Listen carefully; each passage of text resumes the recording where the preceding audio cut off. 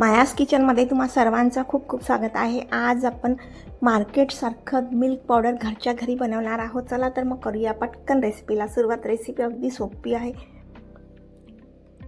एकदा हे दूध पावडर बनवून ठेवलं तर पाहिजे तेवढ्या आपण मिठाया घरच्या घरी बनवू शकतो। वर्षभर हे दूध पावडर अगदी खराब होत नाही आणि या दूध पावडरमध्ये काही भेसळ राहणार नाही मार्केटसारख्या मिल्क पावडरसारखं। तर गॅसवर एक कढई ठेवलेली आहे। कढईमध्ये थोडं पाणी टाकू आणि यामध्ये 1 लिटर गाईचं दूध टाकू। तर दूध आपण कोणतंही घेतलं तरी चालेल, फुल क्रीम दूध घेतलं तरी चालेल, म्हशीचं दूध असलं तरी चालेल। तर इथे गाईचं दूध मी घेतलेलं आहे। आता हे 1 लिटर दूध आहे। या दुधाला आटवून आपण 1.5 पाव दूध आटवून घेणार आहोत। तर कमी गॅसवर हे दूध मी छान आटवून घेत आहे।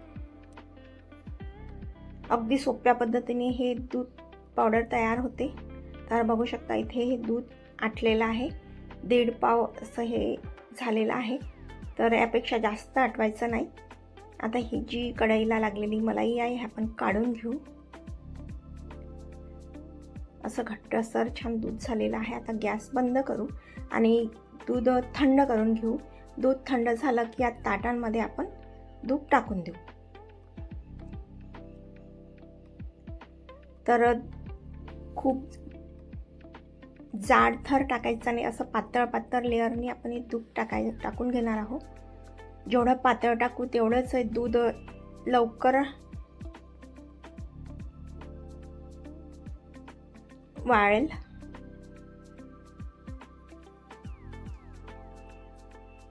आता या दोन्ही ताटामध्ये दूध टाकल्यावर फ्रीझरमध्ये हे दोन्ही ताट आपल्याला ठेवून द्यायचे आहे।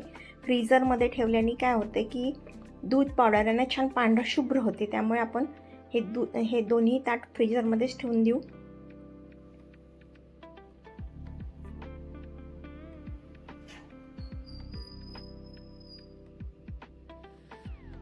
तर हे फ्रीझरमध्ये ठेवलेले आहे। दुसऱ्या दिवशी हे ताट फ्रीझरमधून काढले आणि उन्हात मी 2 दिवस ठेवलेले आहे। छान खन्न कडक उन्हामध्ये वाळवून घ्यायचे आहे। तर 2 दिवस वाळवून घेतलेले आहे मी छान कडकडीत उन्हामध्ये। आता एका स्पॅच्युलाने आपण हे काढून घेऊ। तर बघू शकता अशा प्रकारे हे दूध छान वाळून गेलेलं आहे उन्हामध्ये। आता स्पॅच्युलाने छान खरडून ताटावरचं हे वाळलेलं दूध काढून घेऊ। अगदी मार्केटपेक्षाही ओरिजिनल असं हे दूध पावडर घरच्या घरी बनवून तयार होते। मार्केटच्या दूध पावडरमध्ये तरी सुद्धा भेसळ असते, तर इथे काही भेसळ होणार नाही। आपल्या घरच्या गाईच्या दुधापासून मस्त मिल्क पावडर तयार होणार आहे। तर बघा हे मी खरडून हे असं काढून घेतलेलं आहे। दुसऱ्या दिवशी परत ऊन दाखवलेली आहे मी। हे खरडून काढल्यावर ताटावरचं हे जे काढलं ना त्या परत मी ऊन दाखवलेली आहे आणि छान कडकडीत उन्हात वाळवून घेतलेलं आहे। आता मिक्सरमध्ये याचं पावडर करून घेऊ मिक्सरमधून। तर हे पावडर करताना ना बंद सुरू असं मिक्सर करायचं आहे। एका वेळेस पूर्ण सुरूच ठेवायचं नाही मिक्सर, नाही तर हे थोडं ओलसर होऊ शकते पावडर। पल्स मोडवर आपल्याला हे पावडर करून घ्यायचं आहे। तर बघा इथे हे मिल्क पावडर आपलं तयार झालेलं आहे। हे आत्ताच केलं ना त्यामुळे थोडं ओलसर वाटते, पण थोडे जास्त दिवस झाले की अगदी छान दाणेदार असं हे अगदी कोरडं असं पावडर तयार होते। अगदी मार्केटसारखंच हे पावडर तयार होते।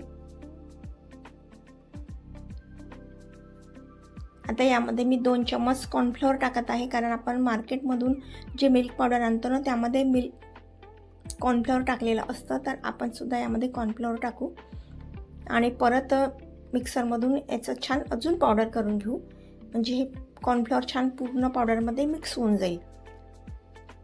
तर परत मिक्सरच्या पॉटमध्ये आपण हे पूर्ण पावडर टाकून देऊ। तुम्हाला ही रेसिपी कशी वाटली कमेंट करून नक्की कळवा। चॅनलवर नवीन असाल तर सबस्क्राईब करायला विसरू नका। तर बघा आता परत आपण काढून घेऊ हे पावडर तयार झालेलं। बघा इथे कॉर्नफ्लोअर टाकल्याने या पावडरचा म्हणजे मिल्क पावडरचा कलर आणखी पांढरा झालेला आहे। अगदी पाहिजे तेव्हा आपण कोणतीही मिठाई बनवू शकतो असं जर मिल्क पावडर घरी असलं तर। दूध दूध घरी नसेल तर आपण चहासुद्धा बनवू शकतो. अशा प्रकारे मिल्क पावडर असेल तर बघा किती मस्त हे पावडर अगदी घरच्या घरी तयार झालेलं आहे आणि अगदी ओरिजिनल पद्धतीने, काही यामध्ये भेसळ नाही. मस्त हे मिल्क पावडर तयार झालेलं आहे. मार्केटमधून आपण जी मिल्क पावडर आणतो त्यामध्ये काही भेसळसुद्धा राहू शकते, तर असं इथे आपण घरी करू तर असं होणार सुद्धा नाही. तर तुम्ही सुद्धा नक्की करून बघा हे मिल्क पावडर. आता आपण जे मिल्क पावडर मार्केटमधून आणतो ना ते थोडं गोड असतं, तर त्यामध्ये साखर टाकलेली असते. तर इथे आपण 1 चम्मच साखर टाकू. तर परत आपण हे पावडर मिक्सरच्या पॉटमध्ये टाकू आणि 1 चम्मच मी साखर टाकत आहे.